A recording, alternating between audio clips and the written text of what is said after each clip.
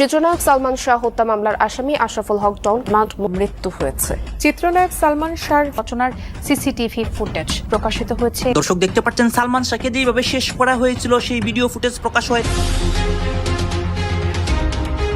এইদিকে রিমান্ডে 2 দিনের মাথায় মৃত্যু হয়েছে আশরাফুল হক ডনের। অন্যদিকে সালমান শাহকে যেভাবে হত্যা করা হয়েছিল স্পষ্ট ভিডিও ফুটেজ ফাঁস হয়েছে। পুরো দেশবাসী অবাক হয়েছে, এত নির্মমভাবে সালমান শাহকে হত্যা করেছে। ভিডিওটি দেখতে থাকুন। ছবিতে আসবো আমি কখনো ভাবিনি, ছবিতে যে কাজ করব, যে ফিল্মে আমি আসবো কাজ করব, আমি কখনো এটা ভাবিনি। সালমান শাহকে শাবনূর মেরেছে, আমি জড়িত ছিলাম না। এবার লাইভে এসে কাঁদতে কাঁদতে যা বললেন টিপজল।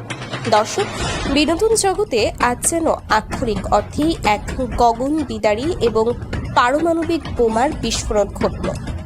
দীর্ঘ 30 বছরের জমাট বাঁধার রহস্যের জালে আজ এমন এক অবিশ্বাস্য ও অভাবনীয় মোড় এসেছে যা দেশের কোটি কোটি মানুষের কল্পনাকেও রীতিমতো হার মানিয়েছে। প্রত্যেকটা শিল্পী সালমানকে ফলো করে। আমি সাকিবের কথা বলবো, সেও কিন্তু ফলো করে সালমান এবং শাবনূরের ব্যাপারটা আমি শুধু আমার সঙ্গে নয়, ডিপজলের সঙ্গেও রাত কাটাতেন সালমান শাহর স্ত্রী সামিরা। রিমান্ডে কেঁদে কেঁদে চাঞ্চল্যকর তথ্য ফাঁস করলেন ডন।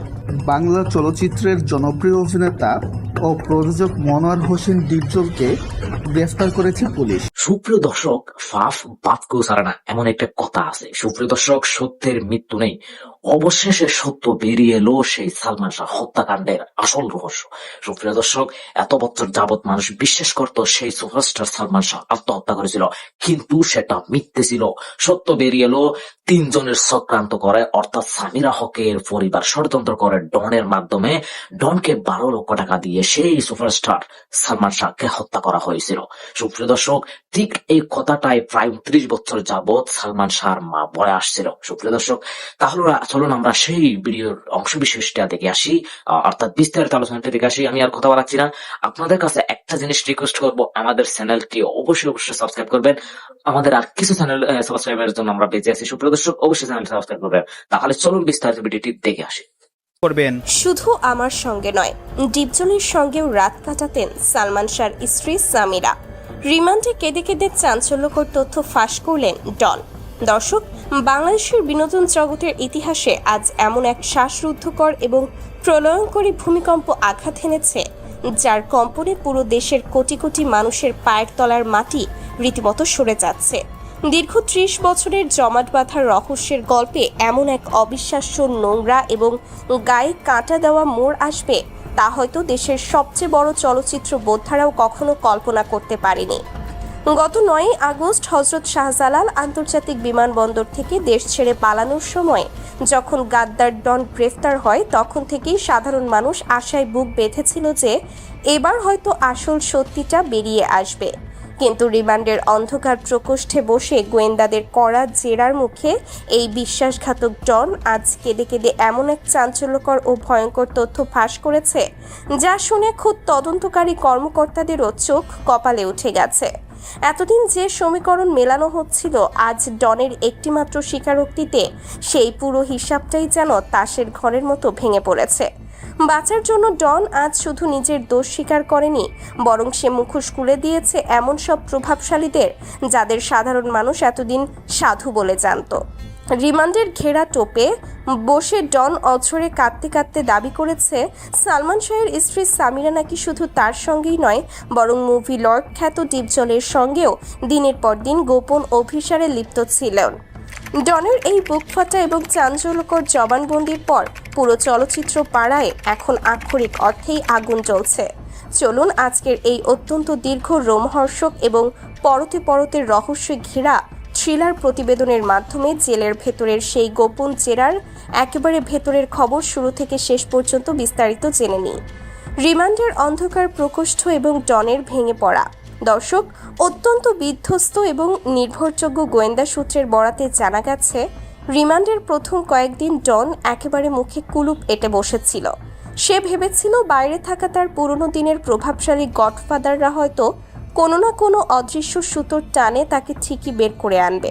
কিন্তু যখন সে বুঝতে পারল যে 2026 সালের এই নতুন বাংলাদেশে তাকে বাঁচানোর মতো আর কেউ নেই, তখন তার জীবন ভিক্ষা চেয়ে মাননীয় সরকার প্রধানের কাছে করা সেই মায়া কান্নাও কোনো কাজে আসলো না। তখন সে মানসিকভাবে একেবারে ভেঙে পড়ে। গোয়েন্দারা যখন তার সামনে একের পর এক অকাট্য প্রমাণ, পুরনো দিনের কল রেকর্ড এবং সাক্ষীদের গোপন জবানবন্দি তুলে ধরতে শুরু করেন, তখন ডন বুঝতে পারে যে তার বাঁচার আর কোনো পথ খোলা নেই। টানা জেরার এক পর্যায়ে প্রচণ্ড মানসিক চাপে ডন হাউমাউ করে কেঁদে ওঠে। সে গোয়েন্দাদের পা জড়িয়ে ধরে বলতে থাকে, স্যার, আপনারা শুধু আমাকে কেন দোষ দিচ্ছেন? আমি তো ছিলাম একটা সামান্য ঘুঁটি। আসল কালসাপ তো লুকিয়েছিল সালমানের নিচের ঘরেই। আপনারা সামিরাকে দেশে ফিরিয়ে আনুন, তাকে জিজ্ঞাসাবাদ করুন, তাহলেই বুঝতে পারবেন ওই কাল রাতে আসলে কি ঘটেছিল এবং কেন ঘটেছিল। সামিরা ও ডিপজলকে নিয়ে ডনের সেই ভয়ঙ্কর বোমা। এরপরই ডন এমন এক চরম এবং নোংরা সত্যের ঝাঁপি খুলে দেয়, যা শুনে যে কারো রক্ত হিম হয়ে যেতে বাধ্য। ডন কাঁদতে কাঁদতে বলে, সবাই বলছে আমি 12 লাখ টাকার লোভে সালমানের সাথে বেইমানি করেছি, কিন্তু আপনারা কি জানেন ওই স্কাটনের ফ্ল্যাটের 4 দেয়ালের ভেতরে আসলে কি নোংরা খেলা চলছিল? সালমান ভাই দিনের পর দিন, রাতের পর রাত শুটিং সেটে হাড়ভাঙা পরিশ্রম করতেন শুধু দর্শকদের ভালো সিনেমা উপহার দেওয়ার জন্য। আর সেই সুযোগে তার স্ত্রী সামিরা মেতে উঠেছিল এক ভয়ঙ্কর খেলায়। সবাই জানে সামিরার সাথে আমার একটা গোপন সম্পর্ক ছিল, কিন্তু এটা পুরো সত্য নয়। ডন অত্যন্ত রাগান্বিত ও ক্ষুব্ধ কণ্ঠে গোয়েন্দাদের জানায়, সামিরা শুধু আমার সাথেই নয়, সে অত্যন্ত সুকৌশলে চলচ্চিত্রের অত্যন্ত প্রভাবশালী মানুষ ডিপজলের সাথেও গোপন সম্পর্ক গড়ে তুলেছিল। হ্যাঁ স্যার, আপনারা ঠিকই শুনছেন। সালমান ভাই যখন শুটিংয়ে ব্যস্ত থাকতেন, তখন সামিরা গোপনে ডিপজলের সাথেও রাত কাটাতেন। তাদের মধ্যে এমন এক অন্ধকার জগৎ তৈরি হয়েছিল, যার খবর সালমান ভাই বিন্দুমাত্রও জানতেন না। সামিরা ছিল ক্ষমতার এবং টাকার প্রতি চরম লোভী একজন নারী। সে জানত ইন্ডাস্ট্রিতে টিকে থাকতে হলে এবং নিজের প্রভাব বাড়াতে হলে কাদের হাতে হাত রাখতে হবে। ওই সময় আমি লুকাইছিলাম, যদি না লুকাইতাম তাহলে আমার এই মানুষ মেরে ফেলায়। তবে পুলিশ প্রশাসনের সাথে যোগাযোগ রেখে উনি লুকিয়েছিলেন, অল টাইম তাদের সাথে তার কথাবার্তা চলতো। আজ থেকে আনুমানিক 20 বছর পরে ডন ভাইয়ের সাথে আমি শুটিং করতেছিলাম। আমরা সবাই শুটিং করতেছিলাম। আমি কৌতূহল বশত আবার নতুন ট্যানারিতে সম্ভবত একটা চায়ের দোকানে নিরিবিলি পরিবেশে বসা উনি, ওদিকে শুটিং চলছে। আমি ডন ভাইয়ের কাছে আসলাম। আমি কি ডন ভাই, কৌতূহল বশত জিজ্ঞেস করলাম সালমান ভাই সম্পর্কে। আচ্ছা ডন ভাই, আপনি তো সালমান শাহ ভাইয়ের বন্ধু ছিলেন, খুব কাছের, তার মৃত্যুর ব্যাপারটা যদি একটু বলতেন কেমনি কি হলো। পরে উনি স্বাভাবিকভাবে বললেন, দেখো মিঠু, উনি যা বললেন আমি তাই বলতেছি, আমার কোনো কথা না। ডন ভাইয়ের নিজের মুখের কথাটুকু আমি বলছি। বললো যে আমি তখন এসেছিলাম বগুড়াতে, তার বাড়ির ওখানে। সালমান ভাইয়ের মৃত্যুর কথা শোনার পর চতুর্দিকে ছড়াই গেল ডন নাকি সালমান শাহকে মেরে ফেলছে। ওই সময় আমি লুকাইছিলাম, যদি না লুকাইতাম তাহলে আমার এই মানুষ মেরে ফেলায়। তবে পুলিশ প্রশাসনের সাথে যোগাযোগ রেখে উনি লুকিয়েছিলেন, অল টাইম তাদের সাথে তার কথাবার্তা চলতো এবং তারা বলছে আমরা যখন যেখানে আসতে বলো যা বলো সেটা আপনারা ওইভাবে করবেন। হ্যাঁ, আসলে যে আমি লুকাই নিলাম পরে নিলাম এককভাবে, এরকম না, পুলিশ প্রশাসনের মাধ্যমে এইভাবে বললেন। এতটুকু আমাকে বললেন। পরে শুটিং শুরু হলো, পরে আবার শুটিং এ চলে গেলাম। আমি এতটুকু জিজ্ঞেস করছিলাম। পরবর্তীতে আর এই নিয়ে কোনো আলোচনা তেমন আর হয় নাই।